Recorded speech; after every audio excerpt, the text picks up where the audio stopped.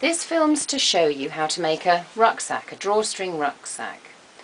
It's very similar to this, what I'm going to show you, but it's not going to have coloured corners on it. It will have eyelets. It's going to be plain. It's not going to have this embroidered appliqued motif. But should you choose to decorate your drawstring rucksack with embroidered and appliqued decoration, then that won't be difficult, because we've got other little films that you can see to show you how to do that, free machine embroidery and applique using Bondaweb. You might also like to make your rucksack using an interesting material, not a plain white fabric. You might like to use tie-dyed fabric or some sort of block printed material or whatever. But for the sake of this film, we're just making a plain white drawstring rucksack. I'm going to use black stitching so that what I show you will show up as you learn how to do this. So we're going to start off with a rectangle of cotton fabric, and it measures roughly 95 centimetres by about 37 centimetres, depends on the size of bag you want to make really, but for the sake of this it's about 37 centimetres by 94, 95. And what we do is we fold our cloth in half, and we just press with our hands and fingers a crease on the halfway point like that. And when we've done that, we open out our fabric and we can see we've got a crease, a very definite crease down the middle there.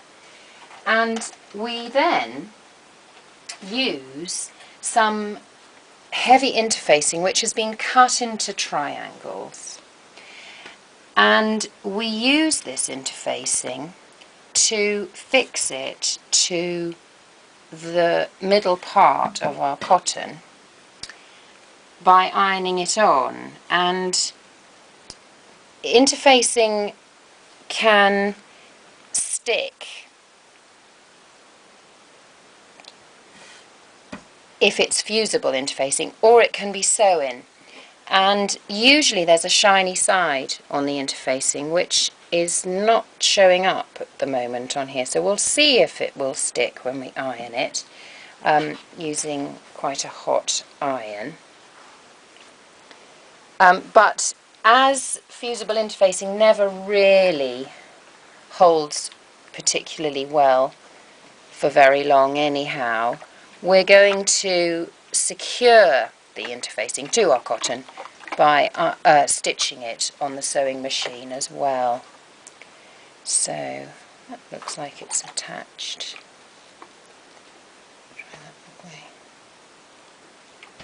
It's generally the shiny side of fusible interfacing that is the sticky side, so you need to make sure the shiny side is down on your material when you iron it.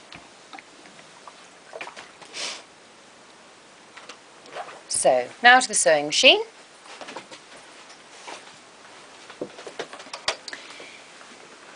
And we're going to just stitch a straight line down the long edge of the interfacing.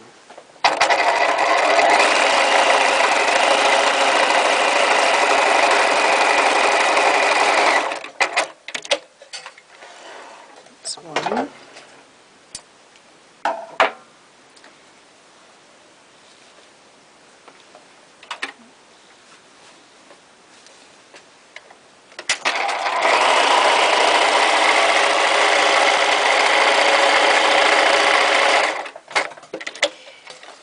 Now I haven't backstitched at any end of those seam lines or those stitching lines. It's not necessary, and also I've sewn about a centimetre in from the edge of the cotton. Now what we've got to do is neaten these two long edges with zigzag. So we just set our machine onto zigzag and we neaten these edges. Foot down, needle down. Just let the machine take your fabric through and neaten the edge. Doesn't matter if stitch over the interfacing at all, doesn't matter at all.